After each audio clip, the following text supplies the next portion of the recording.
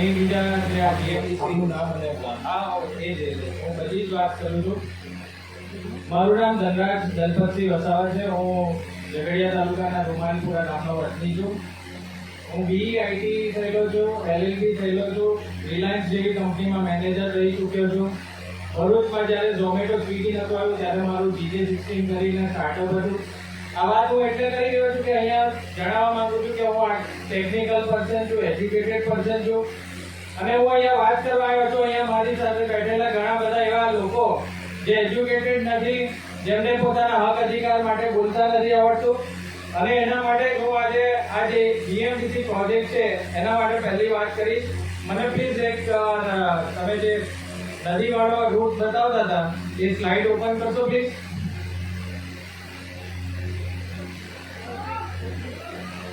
વાત પ્લીઝ ચાલુ કરો એટલે મારે એના સંદર્ભમાં વાત કરવી છે. હું સીધું પોઈન્ટ પર વાત કરીશ. હું 10 મિનિટમાં મારી વાત પૂરી કરી દઈશ.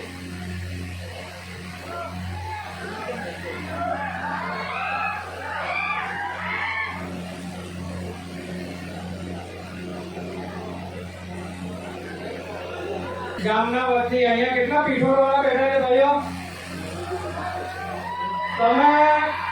તમે લોકો સગવડ મળી ગઈ છે? મને ખ્યાલ છે ત્યાં સુધી તમે લોકો નર્મદાના વિસ્થાપિત છો. કેટલા જણ છે નર્મદાના વિસ્થાપિત ઓલરેડી?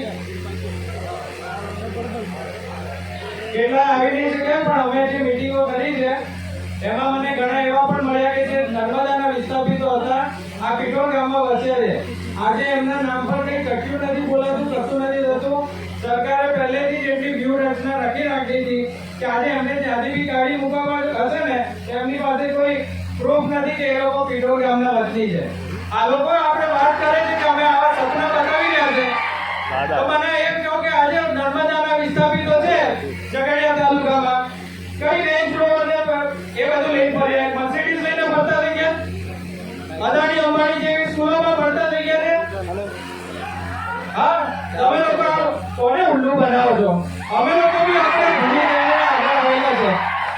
તમે કેવી વાત કરો? તમે દરેક તબક્કે તમારા હકની વાત કરો છો. કોઈ પણ કેસ હોય, હવે આપણે વાત કરીએ MC મહેતા વર્સિસ આપણે કમલનાથના કેસમાં જે આપણે રિસોર્ટને લીધે તકલીફ ઊભી હતી, શું જજમેન્ટ હતું અને શું આપણે તમે કરો તો કુદરતી હોનારત કઈ નહીં, તમે કુદરતી રિસોર્સોને આપણે છેડખાની કરો તો કઈ નહીં. આજે અહીંયા બેઠેલો કોઈ બી આપણે નદીમાંથી કે નહેરમાંથી આપણે ટ્યુબવેલ લગાવીને પાણી લેશે તો એની ઉપર તમે કેમ લગાવી દેશો? અમારે કઈ નહીં લેવાનું, અમારો કોઈ હક નથી બનતો એની ઉપર. આ જ વસ્તુ. હવે બીજી વાત કરું. મારી પહેલા જેટલા લોકો પણ અહીંયા તમે sir are you comfortable? Sir we are not.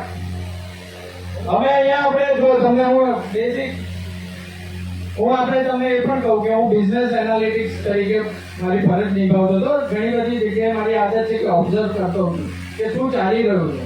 તો પહેલા એ વાત બી કરું. હવે અહીંયા મારી પહેલા જેટલા પણ લાઈનમાં ઉભા હતા અહીં તમે જોઈ લો, અમે બધા ક્યારના ગરમીમાં ઉભા હતા, પરસેવેથી રેપઝેબ હતા, બોલી પણ નથી શકાતો. હમણાં મારું પણ ગળું સુકાઈ ગયું છે. ભાઈ તમને ક્યારનું પાણી સર્વ કરેલું છે, ટેબલ પર મૂકેલું છે. આજે હમણાં જો આ રૂટ પ્રમાણે આ જો નદીની આજુબાજુ મારા ભાઈએ કીધું હતું કે જે લોકોને આ ઘરની પાસેથી નદી જાય છે હમણાં એ પાણી પીશે. આજે તમે અમને અહીંયા બહાર પાણીની વ્યવસ્થા કરી આપી છે. અહીંયા હું ક્યારનો લાઈનમાં ઉભો છું, તરસ્યો ઉભો છું. કોઈએ પાણી પૂછ્યું તમને? કોઈએ વાત કરે છે આવી રીતે બહાર પાણી મૂકી દીધું એટલે શું અમારે ત્યાં પાણી પીવા જવાનું? બોલવા માટે અહીંયા આવવું હતું મારે. એક અધિકારી અમને રોક્યો, આપણે બીજા બે છોકરાઓ આવ્યા છે એમને બી આપણે રોક્યા. આ બધી પરિસ્થિતિ છે. કાલે ઉઠીને મામલતદાર ઓફિસને બધે ધક્કે આપણે આ ઝઘડિયામાં ઓછા ધક્કા ખાઈએ તમે. આ જ વસ્તુ. આ તમે લોકો હમણાં સારી રીતે તમને પરસેવો પડે કે ને? અહીં જોઈ લો પરસેવા રેપઝેબ થઈ ગયેલા છે બધા. વાત કરો છો તમે આવી રીતના. રાજપાડીની વાત કરી મારી પહેલા. રાજપાડીમાં છે મારી પણ જગ્યા છે, હું પણ બિઝનેસ કરું છું ત્યાં. હવે જતા જમ લાગે એક છોકરો હમણાં મરી ગયો. ત્યાં તમે પેલા રેતીના ખનન ને બધું તો બંધ કરો. લીગલ કરતા ઇલીગલ આપણે વસ્તુઓ એટલી ચાલે છે. આની પહેલા તો તૈયાર થઈને બેઠા હશે કેટલાય લોકો. ચાલો મજા પડી જવાની છે અહીંથી તો. આટલી રોયલ્ટી આમ જશે ને તેમ જશે.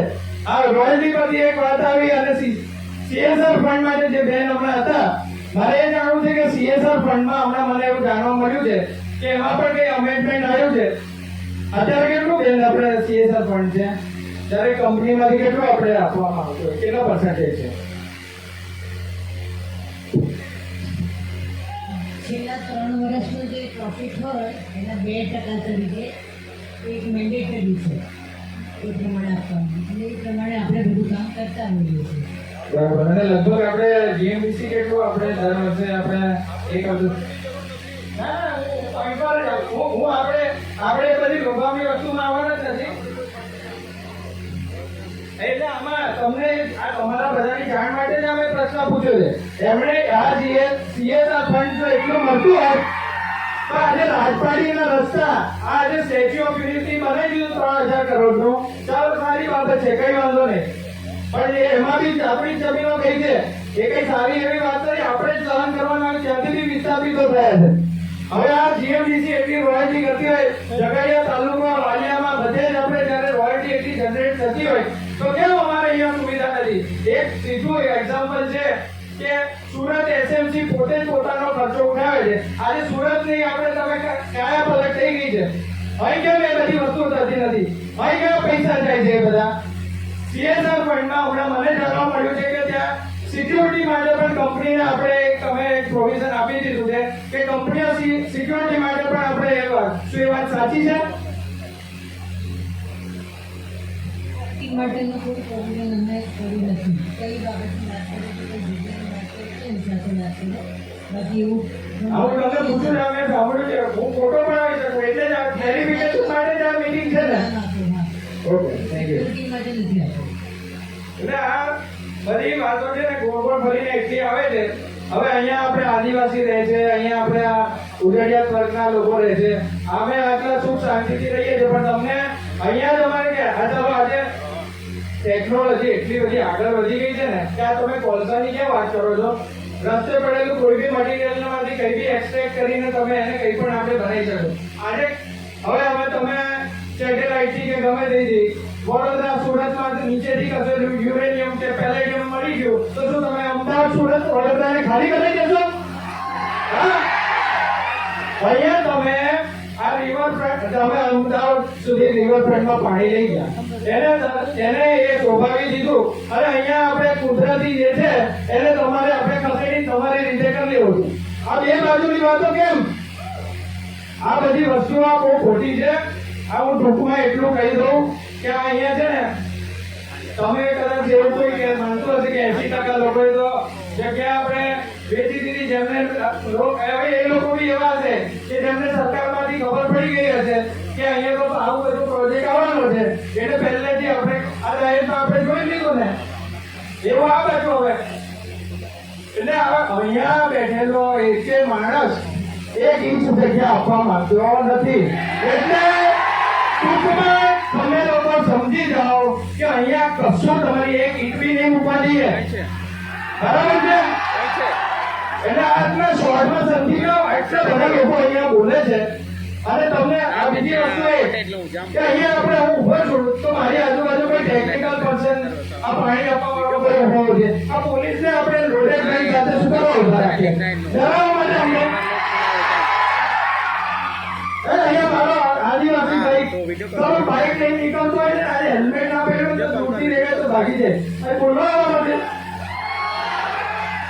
આ બધી વ્યવસ્થા તમે એવી કરો છો કે અમને લોકોને ડરાવા ધમકાની વાત કરે. અમારા જેવા કોઈ આજે બોલી ગયા ને તો કાલે કોઈ બીજો કેસ બી લગાવી દેશો તો અમને ખબર નહીં પડે. એટલે તમે આ છે ને ટૂંકમાં કલેક્ટર સાહેબ બહુ એકદમ રિસ્પેક્ટથી કહું છું, એજ્યુકેટેડ છું, તમે બહુ IAS કહેતા છો સાહેબ.